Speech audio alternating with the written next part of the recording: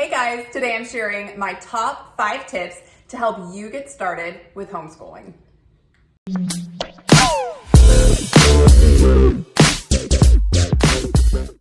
Hey guys, my name is Brittany. I have been homeschooling my kids for 7 years. It's our 7th year. I can't even believe it. I was homeschooled myself. So you might say I've been used to the life for quite some time, and I have a lot of tips to share with you today. I am gonna give you my top 5 tips to help you get started. So maybe you're thinking about starting with homeschooling, or maybe you've already made up your mind to do it, but you have no idea what to do next, right? No worries, I'm here to help. So my very first tip for you is research the laws in your state or country for homeschooling. This is really easy to do. A simple Google search will lead you to the right place. I'll put some links down below for the laws in the United States. So you want to know what the laws are in your state for a few different reasons. First of all, you might be in a state where you have to send in your test results every year. That's fine. Or you may be in a state like me in Texas where homeschoolers are viewed as a private institution. You're responsible for keeping track of their transcripts during high school and then handing them a diploma at the end of their 12th grade year. That's awesome. Texas is a great state to homeschool in. But either way, you don't need to be afraid. You can do this. States like California sometimes need you to be under the supervision of a certified teacher. When you find out the laws for where you live, you can go ahead and search for if your state has a homeschool coalition. In the state of Texas, we have the Texas Homeschool Coalition. And what they do is they really just provide information on their website. They have a ton of information. You can call them and talk to them. And if you decide to become a member with them, they will actually be your legal counsel if you ever needed help. If you ever had a truancy officer show up at your doorstep, which very, very rarely happens, but if you did, you could actually call them and have their lawyers talk to that truancy officer for you. You wouldn't have to deal with it at all. You wouldn't have to say anything. And by the way, you have rights. You should never let somebody come into your home and start answering all of their questions just because they're scaring you. You don't have to do that. So being a part of a homeschool coalition can be extremely helpful, but you don't have to be a member to homeschool your children. It's just one of those steps that I take because it's really providing protection for my family. They can also provide school ID cards, things like that. But regardless of if you want to be a member or not, you can go on their website and find out all kinds of information. I'm sure that your state has something similar, so you should just go and check that out.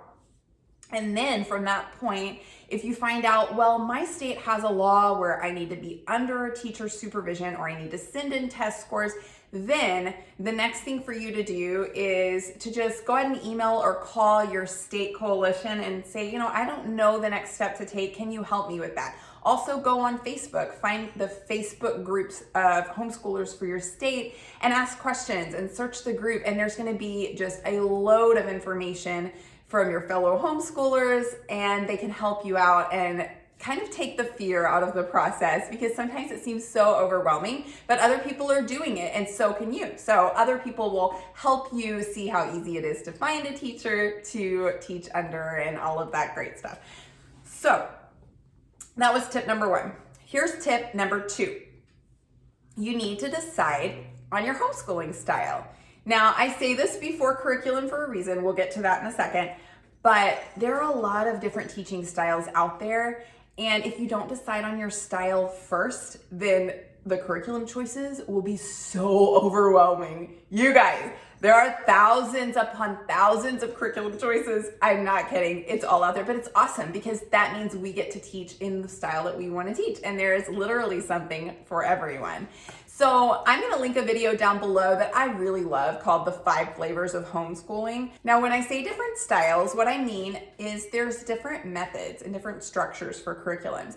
You can teach traditional, which is a lot like public school, even Common Core if you want to. You can teach classical, you can teach Charlotte Mason, that's what we do.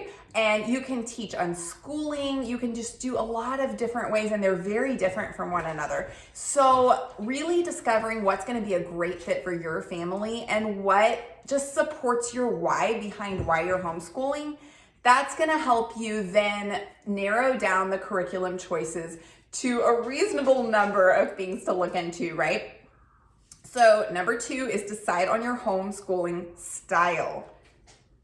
Step number 3 is go ahead and choose a homeschool curriculum. Now, this is gonna be something that's intimidating at first. I'm not gonna lie, there's a lot of stuff out there, you guys. I recommend going to a homeschool convention. The one that we have in 2 locations in Texas actually has a free night, usually the first night of the convention, where you can come and shop for free, and you can also attend a few sessions usually to help you understand how to get started, and it's completely free. You don't even have to pay for it, although paying to go to the entire thing is definitely worth the money, and it's not that expensive. But if you go into the shopping hall, you will be blown away by how huge it is. There's going to be books everywhere.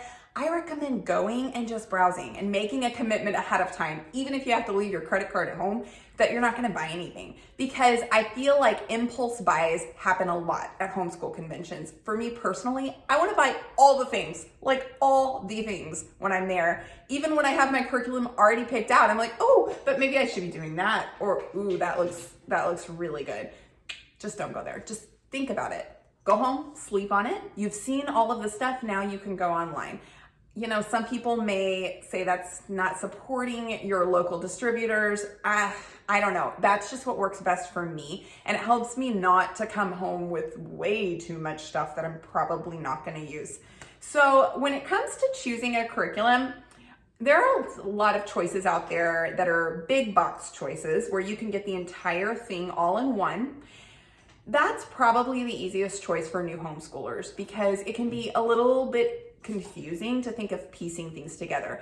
I can almost assure you though, after a year or 2 into your homeschool journey, you're probably gonna find things that you like from here and don't like from here, and then you're gonna actually piece together your puzzle. And you may wanna use a math from this curriculum, a language arts from this curriculum, and so on and so forth. So there's actually a lot of free choices online as well. If you feel like your budget just can't handle the prices that you're seeing on a lot of these popular curriculums, don't despair. Go online, search for free curriculum. We personally do a Charlotte Mason style homeschool, and we love The Good and the Beautiful. It is so amazing. I am serious, it's awesome. You really do need to research a little on what Charlotte Mason is probably before you look at that curriculum, so it'll make more sense. But to me, it's the most good and beautiful thing out there. I love it. I think the title suits it perfectly. And we actually do that for all of our subjects except for math. We do teaching textbooks for math because we really like to do it online. And it takes a little bit of the load off of me as a homeschool mom with 4 kids who will all be in school at the same time. So with the Good and the Beautiful curriculum that we use, we actually have an option with a lot of the grades and with language arts that we can purchase the books to be mailed to us, or we can actually just download the PDFs for free. And I love that option. I had not taken advantage of it until this year when they were sold out of my 8-year-old's curriculum for the year. And I had to have my husband print it off at work. And you know what? It saves us a lot of money. And I actually think I might continue doing it that way from now on. It's really not something that has to be super expensive. You can spend a ton of money on curriculum, or you really don't have to. So don't be intimidated by your budget restrictions. Okay, so tip number 4, the 4th thing that you're gonna do is decide on your schedule. And maybe you're like, what do you mean? Don't we do school Monday through Friday, 8 to 3 or whatever? No, actually, you really don't have to. What you're going to discover when you start homeschooling is that actually a lot of time is wasted at public schools, and it's not really their fault. They have a lot of kids they're dealing with. Transporting them from one room to the next takes a lot of time.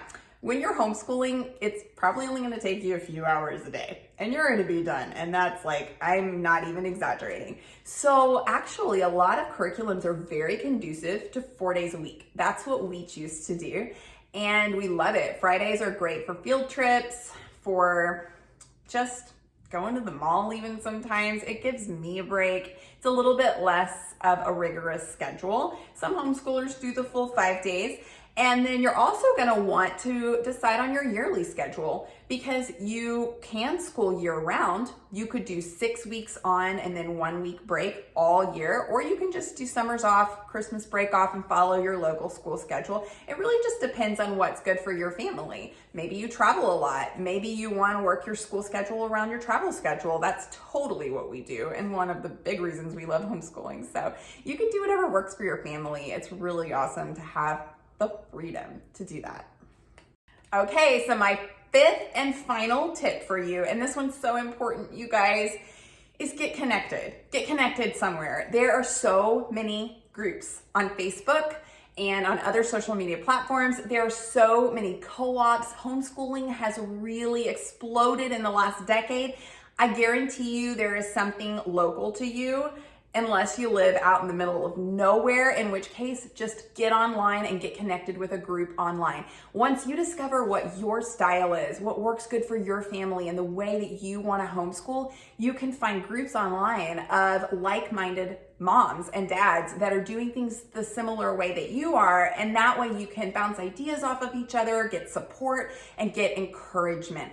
That is really the big thing, because I gotta tell you, your first year of homeschooling, it's gonna be challenging. It's gonna be awesome, wonderful, like amazing, but it's also gonna be challenging, and there will be days where you're like, what am I doing? Why did I do this? Oh my gosh. And you're gonna need somebody to remind you of your why. So take some time, journal about why you're starting this journey, and you can come back to that later. You will need to come back to that. It's so important to read books, listen to podcasts, get connected, and have some friendships with people who are doing what you're doing. And just to continue that all year is gonna keep that fire alive inside of you and help you to feel motivated to keep pressing on. And it does get easier, and it is so worth it, you guys. I'm gonna link down below to some of my favorite podcasts, my very favorite books. I actually have another video I'll link down below on my top 3 books for new homeschoolers. And you can listen to them on Audible if you don't like to read the physical book. Maybe you're too busy for that. I know I am. I listen on Audible all the time, but they're so valuable and they feed your soul. Don't forget, as a homeschool mom, you've got to take care of yourself. You've got to feed your soul. You've got to have some time for self-care. That way you have something to pour out to those kiddos. So thank you so much for watching. I hope those 5 tips really helped you, and I'm so excited for you to get started on your journey. Have a blessed week. Bye.